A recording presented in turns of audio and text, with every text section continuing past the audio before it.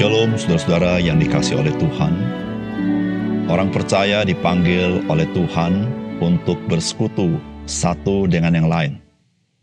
Dan orang percaya juga dipanggil oleh Tuhan untuk saling melayani satu dengan yang lain. Saudara, itulah yang Kristus berkenan akan kehidupan orang percaya. Salam jumpa dalam program Tuhan adalah Gembalaku.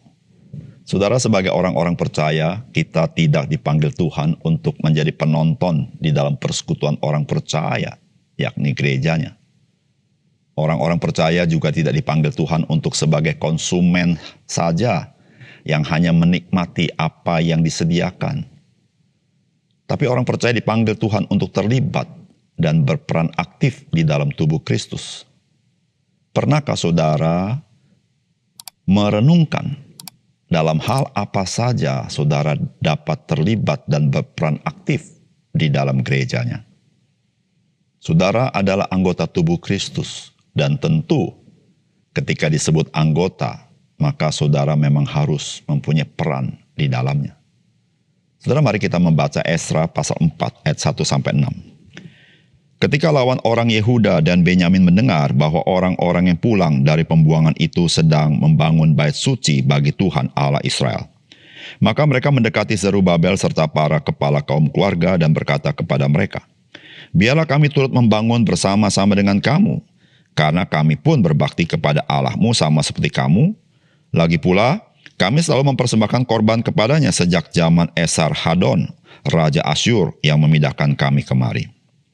Tetapi Zerubabel, Yesua, dan para kepala kaum keluarga orang Israel yang lain berkata kepada mereka, "Bukanlah urusan kita bersama sehingga kamu dan kami membangun rumah bagi Allah kami. Karena kami sendirilah yang hendak membangun bagi Tuhan Allah Israel, seperti yang diperintahkan kepada kami oleh Kores, Raja negeri Persia."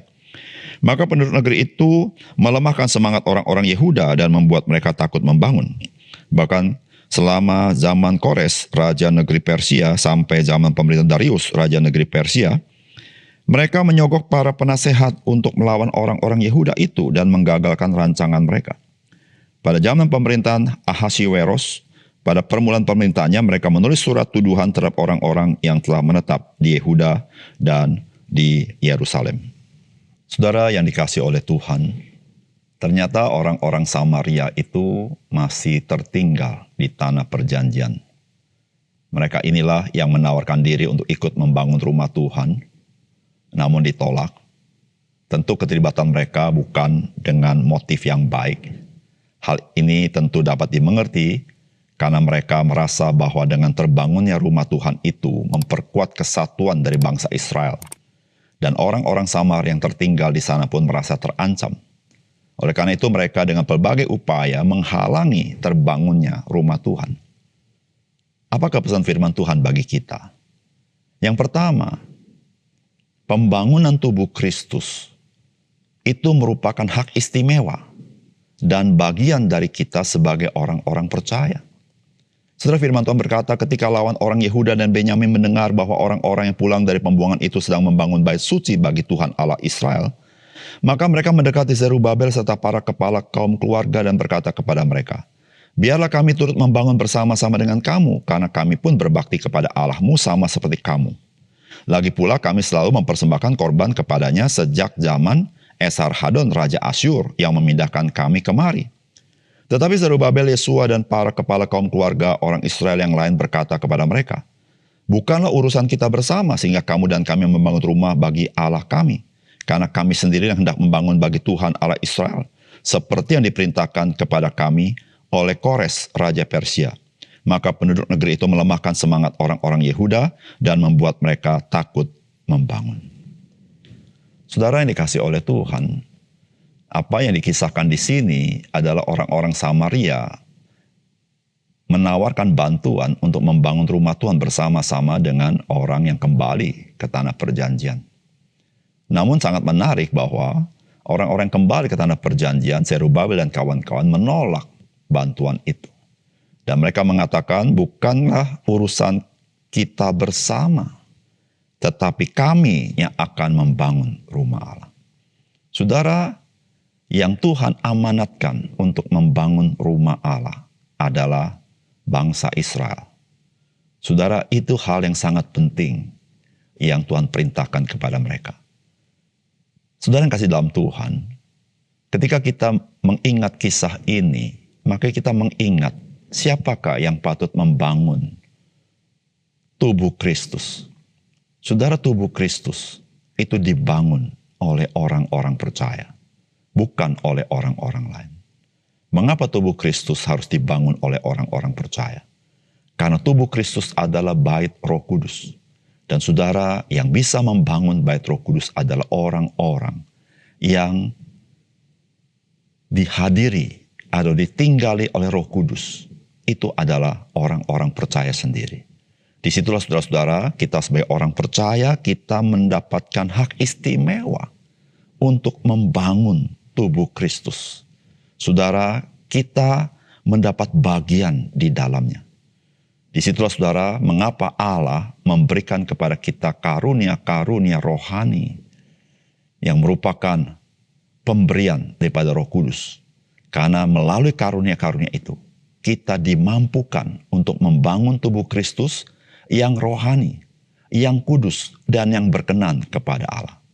Oleh karena itu, saudara yang kasih dalam Tuhan, sebagai orang percaya, marilah kita jangan berpangku tangan, berdiam diri, dan membiarkan karunia rohani itu menjadi sia-sia, tetapi kita mulai mengambil bagian di dalamnya. Karena itu adalah bagian kita, dan itulah hak istimewa yang Tuhan berikan kepada kita. Tahukah saudara, pembangunan tubuh Kristus pada akhirnya, pada puncaknya adalah di mana tubuh Kristus, gereja Tuhan, menampakkan keindahan Yesus Kristus. Saudara, engkau dan saya patut mengambil bagian di dalamnya. Dan itu adalah hak istimewa yang Tuhan berikan hanya kepada orang percaya. Yang kedua, saudara, ibadah orang percaya itu adalah kenyataan dari kesatuan tubuh Kristus dan menyatukan tubuh Kristus. Saudara, firman Tuhan berkata, bahkan selama zaman Raja Kores, Raja negeri Persia, sampai zaman pemerintahan Darius, Raja negeri Persia, mereka menyogok para penasehat untuk melawan orang-orang Yehuda itu dan menggagalkan rancangan mereka. Pada zaman pemerintahan Ahasiweros, pada permulaan pemerintahannya, mereka menulis surat tuduhan terhadap orang-orang yang telah menetap di Yehuda dan di Yerusalem. Saudara, orang-orang Samaria ini tidak suka pembangunan bait suci. Saudara, salah satunya adalah rumah Allah itu adalah menjadi kesatuan bagi bangsa Israel. Sehingga saudara-saudara, ketika mereka memiliki kesatuan yang kuat, mereka menjadi bangsa yang kuat. Jadi ketika mereka punya ibadah yang baik, mereka menjadi bangsa yang kuat. Dan itu bagi Samaria merupakan seperti sebuah ancaman. Oleh karena itu, saudara, mereka berjuang dengan berbagai cara, dengan menyogok pemerintah, supaya menghalang-halangi pembangunan rumah Allah itu. Saudara, dari sini kita mendapatkan sesuatu yang sangat indah, bahwa ibadah orang percaya itu adalah kenyataan daripada kesatuan tubuh Kristus. Saudara, dalam ibadah itu, saudara-saudara, kita meninggikan Kristus. Di dalam ibadah itu kita menyanyikan nyanyian yang sama. Di dalam ibadah itu kita menyatakan iman kita yang sama. Saudara, disitulah saudara-saudara, ibadah orang percaya, selain dia menyatakan kesatuan daripada tubuh Kristus, tetapi ibadah itu juga menyatukan tubuh Kristus.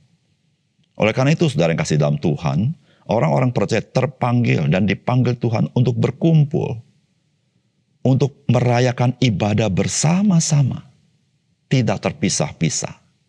Mengapa? Karena melaluinya kita disadarkan bahwa sesungguhnya kita satu di dalam Tuhan. Sesungguhnya kita dalam satu kesatuan tubuh Kristus.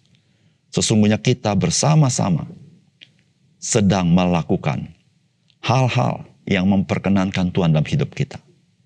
Saudara yang kasih dalam Tuhan, ketika orang percaya memiliki kerinduan, memiliki semangat, memiliki bersamaan untuk beribadah bersama, maka orang percaya boleh menyatakan kemuliaan Tuhan.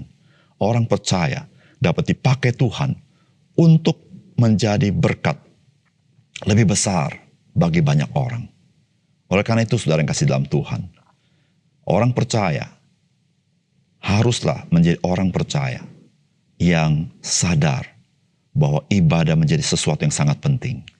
Karena ibadah itu adalah kenyataan yang Tuhan ingin orang percaya alami, yaitu kesatuan daripada tubuh Kristus. Di dalamnya kita disatukan, di dalamnya kita menjadi sehati, di dalamnya kita dikuatkan. Kenapa? Karena kita ada bersama-sama dan Tuhan hadir di dalam persekutuan, dalam ibadah daripada orang percaya. Oleh karena itu, saudara, janganlah kita menjauhkan diri dari pertemuan-pertemuan ibadah kita. Karena itulah yang Tuhan berkenan atas apa yang kita kerjakan. Mari kita berdoa. Bapa di surga, terima kasih untuk kebenaran firman-Mu. Biarlah Engkau memetraikan firman-Mu dalam hati kami dan menolong kami menyadari akan hakikat daripada ibadah yang Tuhan berikan kepada kami. Menyatakan kesatuan dari tubuh Kristus. Dan biarlah kami menjadi orang percaya yang menyadari hal itu. Sehingga kami tidak menjauhkan diri pertemuan-pertemuan ibadah kami, tapi kami bersemangat melakukannya. Supaya kami sadar, kami ada dalam kesatuan tubuh Kristus. Terima kasih Tuhan. Dalam nama Tuhan Yesus kami berdoa. Amin.